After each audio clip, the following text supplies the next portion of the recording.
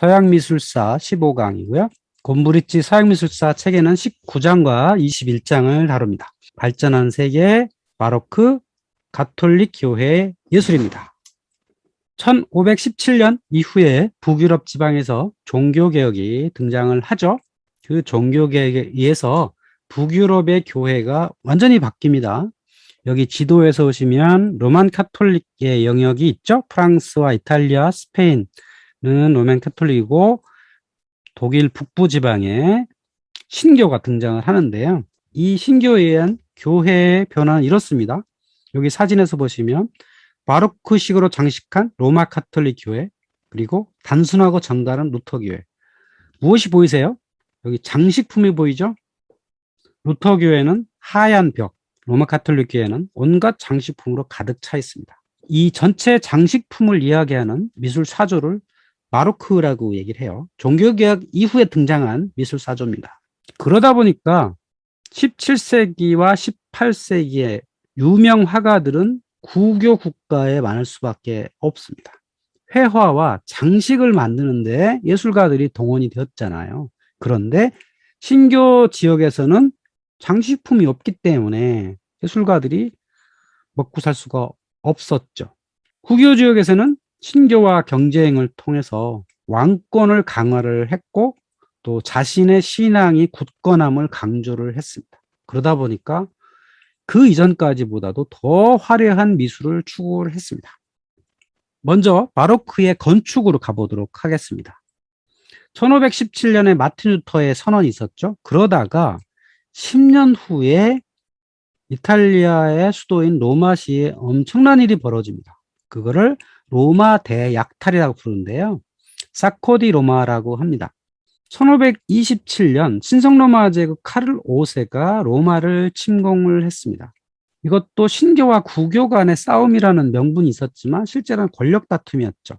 독일 용병들로 주로 구성된 카를로스의 군대가 로마로 쳐들어왔기 때문에 교황은 여기 보이는 산탈젤로 성으로 피신을 했고요. 로마시는 8개월 동안 독일 용병들의 약탈을 견뎌야 했습니다. 이 용병들은 그러면 이 로마시를 왜 약탈했을까요? 일설에 의하면 카를로세가 용병료를 제대로 안 줬대요. 그러니까 월급을 안 주고 싸우라고 하니까 병사들이 어땠겠어요? 로마라고 하는 이 화려한 도시를 싸그리 약탈을 하게 됩니다. 이때 로마시의 80%가 불탔다고 합니다. 그러니까 로마시도 아마 중세도시였을 거예요. 여러분이 피렌체 같은 데 가면 13세기, 14세기, 15세기에 지어진 건물들이 많거든요. 근데 로마시에 가면 그런 게 거의 없습니다. 다 바로크 시대 건물로 가득 차 있어요. 그 이유가 바로 이 사코 디 로마 때문입니다. 이렇게 로마시가 사코 디 로마에 의해서 파괴가 됐단 말이에요. 80% 건물이 사라졌으니 로마시의 행정 책임자가 누구죠? 교황입니다. 그러니까 교황은 로마시를 재건해야 되겠죠. 그리고 종교적 우월성을 강조해야 됩니다. 제일 쉽게 맨 먼저 했던 것이 미켈란젤로 하여금 그림을 그리게 한 겁니다.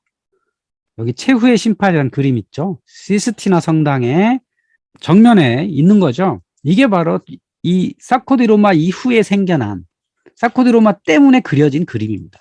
이 그림을 설명하면 이렇죠. 그리스도의 순환이 있고요. 천상의 성모와 그리스도가 있고 하늘에 오른 영혼이 있고 심판의 나팔을 분 7 대천사가 있고 지옥으로 떨어지는 이들이 있습니다.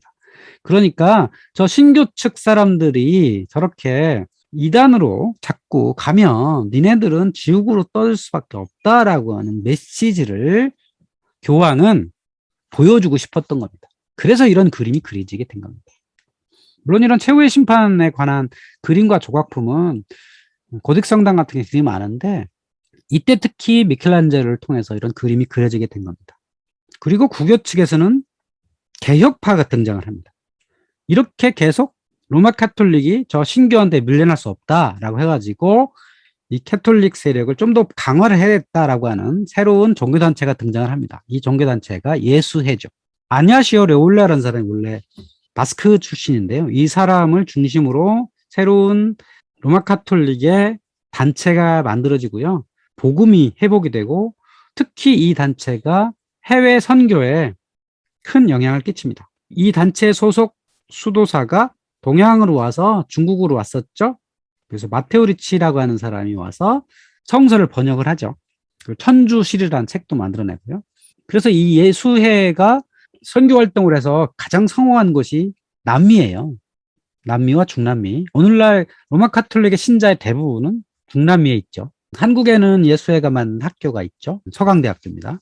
자, 예수회를 통해서 로마 카톨릭이 부흥을 쭉 하게 되고 이 예수회의 본산 교회를 새로 지었습니다. 뭔가 다른 양식으로. 르네상스 양식과는 좀 다른, 뭔가 새로운, 뭔가 이 로마 카톨릭의 영광을 더 드높일 수 있는 이런 모습으로 건축이 되게 된 겁니다. 여기 보시면 로마에 있는 일제수교회 파사드입니다.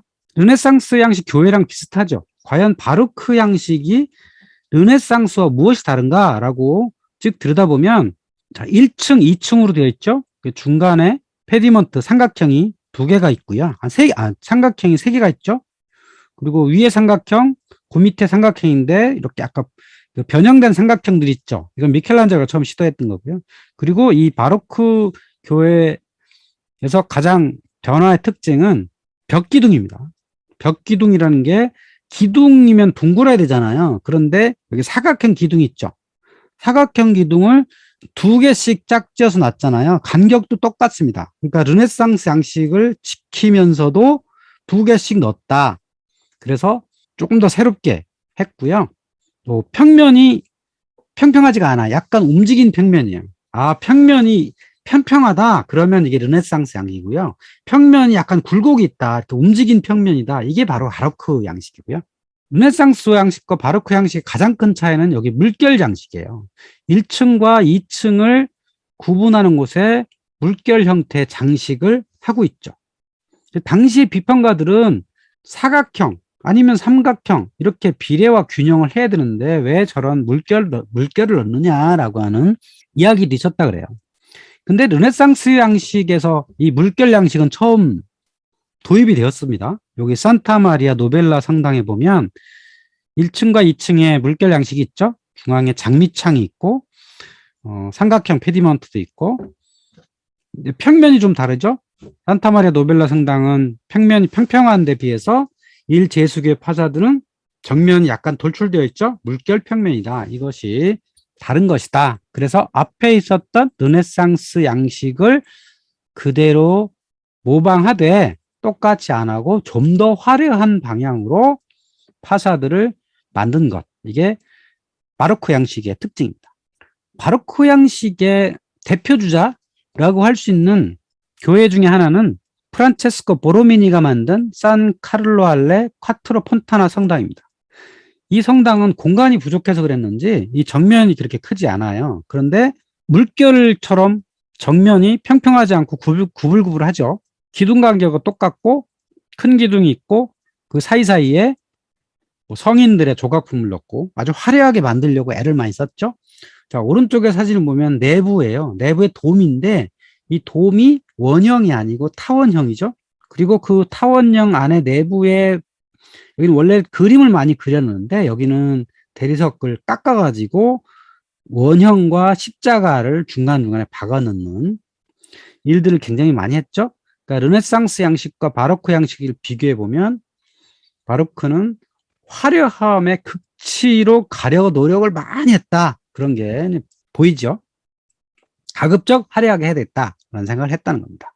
그리고 비정형주의, 정형하게 항상 비례를 딱 맞춰서 하는 건 르네상스 양식이고 가끔은 비정형을 추구하는 것, 이런 게 바로크라고 할 수 있는데요. 여기 산타 아그네스 성당이 있습니다. 이것도 보로미니가 건축한 건데요. 자, 보시면 평면이 평평하지가 않죠? 페드먼트가 있고요. 기둥은 2개씩 박아놓고 둥근 벽기둥도 있고 사각형 벽기둥도 있죠. 그리고 페디먼트 위에다가 돔을 얹었네요. 그리고 좌우에 종탑 있고, 종탑도 보면 밑에는 사각형인데 위로 올라가면 둥근 형태를 가지는, 상당히 변형을 많이 했다라는 것을 알 수가 있죠. 이 산타 아그네스 성당은 여기 나보나 광장에 있는 거예요. 나보나 광장이면 뭐 사대강 분수도 있고 있죠. 거기에 한쪽 편에 있는 이 성당의 모습이고요. 내부의 돔을 봐도 많이 다르죠? 많이 다르고 아주 화려하고 황금색을 많이 칠했다라는 것을 알 수가 있습니다. 바로크 양식 건축물의 최고봉은 뭐니 해도 성 베드로 성당이죠. 이 성당을 보시면 뭐부터 보시냐? 항상 기둥을 보시죠. 자, 기둥의 간격은 어떠한가? 기둥은 두 개씩 있는가? 하나씩 있는가? 이걸 보시면 양쪽에는 사각형 벽기둥이 있고요. 가운데에 둥근 기둥이 있죠? 둥근 기둥이 한 개, 두 개, 한 개. 이렇게 좌우가 일정하게 서 있죠? 그리고 그 위에 삼각형 페디먼트가 있고요. 또 그 위에는 12사제들의 동상이 서 있다. 그리고 뒤편에는 돔이 있고 그 돔 위에는 쿠폴라가 있어서 사람들이 여기를 올라갈 수 있는 이런 모습을 갖고 있다. 그리고 가급적 화려한 치장을 많이 하고 있더라. 이 성당을 건축하는 데는 꽤 여러 사람이 애썼습니다. 그러니까 맨 처음에 이 건축물을 설계한 사람은 도나토 브라만테였고요. 이 브라만테는 좌우가 똑같은 그릭 십자가 형태로 처음에 기획을 했는데 시간이 지나면서부터 라틴 십자가 형태로 한쪽이 좀 긴 이런 형태로 쭉 변해갑니다. 그래서 줄리아노 다 상갈로 가고 프라 조콘다도 했었고 라파엘로도 6년간 했었고요. 페루치도 7년 했고 미켈란젤로 부오나르티도 참가를 했고 최종적으로 완공한 것은 로렌초 베르닌이다. 많은 사람들의 손이 갔던 이런 건축물이라고 할 수 있죠. 그리고 여기에 돔은 미켈란젤로가 만들었다.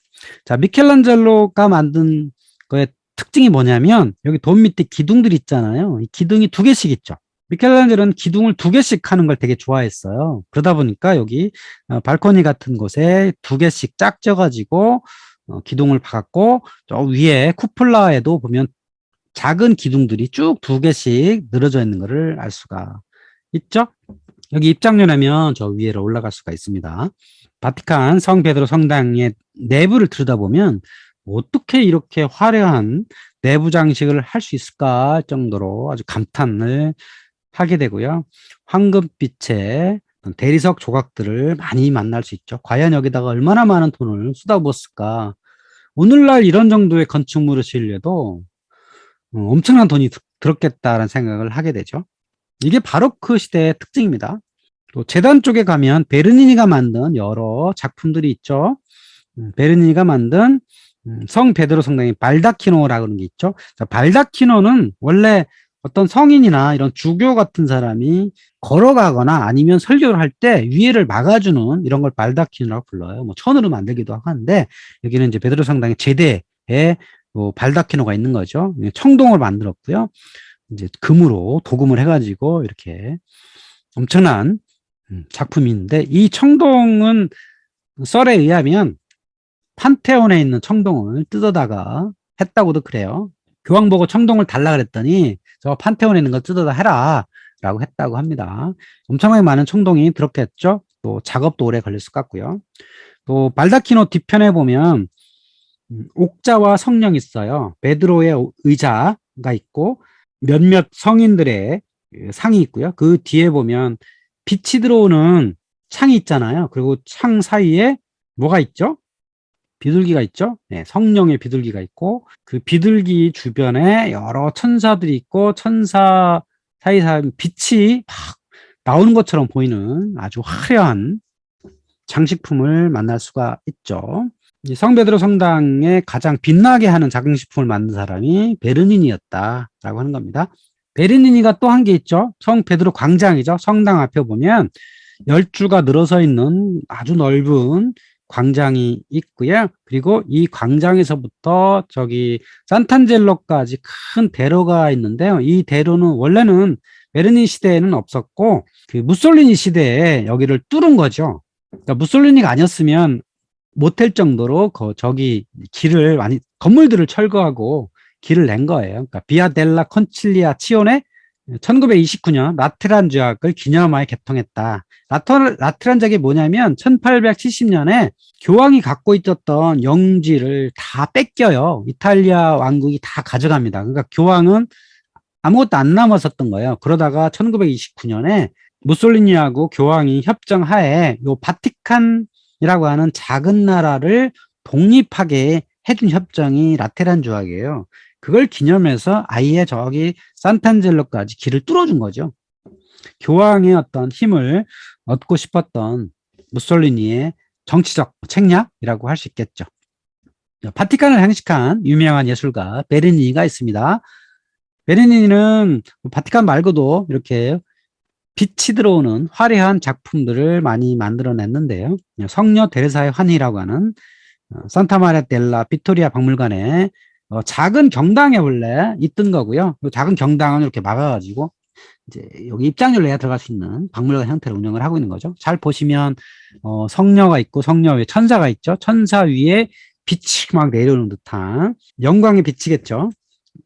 이런 모습을 만날 수가 있는 거고요. 또 이 성녀가 입고 있는 옷을 보시면 도대체 대리석을 어떻게 조각하면 저렇게 실제 천인 것처럼 느껴지게 할 수 있을까 감탄사가 나올 만큼 대단한 실력을 보여주기도 합니다.